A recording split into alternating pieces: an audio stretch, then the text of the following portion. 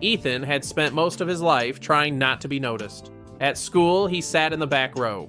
At parties, he stood near the wall. When he had something to say, he usually convinced himself that someone else would say it better. One rainy afternoon, while walking home from college, he noticed a small glass bottle lying on a park bench. Inside was a single blue pill and a folded note.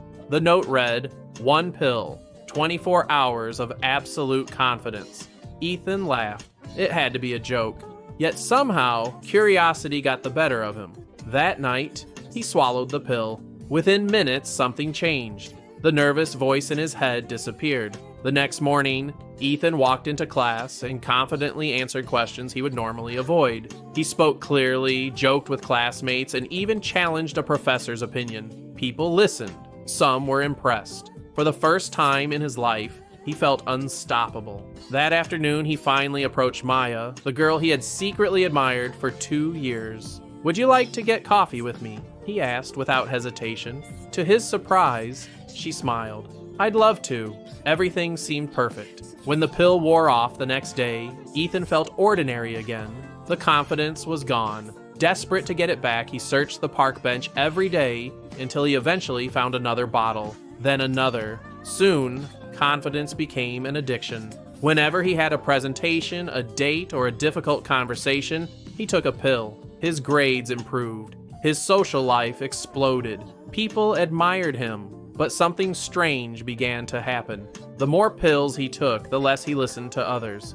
He interrupted conversations, he dismissed advice. He assumed he was always right. Confidence slowly transformed into arrogance.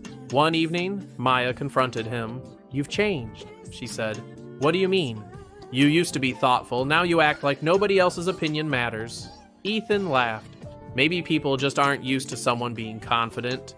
Maya's face fell. "That's not confidence, Ethan." Then she walked away. For the first time, he wondered if she was right. A week later, he swallowed another pill before giving a major presentation. Halfway through, a professor pointed out a flaw in his research. Normally, Ethan would have listened. Instead, overflowing with artificial confidence, he argued aggressively. He ignored every correction. The presentation was a disaster. The audience wasn't impressed. They were embarrassed for him. That night, Ethan sat alone, staring at the last blue pill in the bottle. Suddenly, he understood. The pills had never made him better. They had only removed fear. But fear wasn't always the enemy. Fear made people prepare. Fear made people listen. Fear made them consider that they could be wrong. True confidence wasn't believing you could never fail. It was believing you could survive failure. Ethan picked up the final pill. Then he threw it into the trash. The next day, his hands trembled as he apologized to Maya and admitted his mistakes to his professor. It was uncomfortable. It was awkward. It was terrifying. And for the first time in a long time, it was real. Months later, Ethan was still nervous before presentations and still afraid of rejection.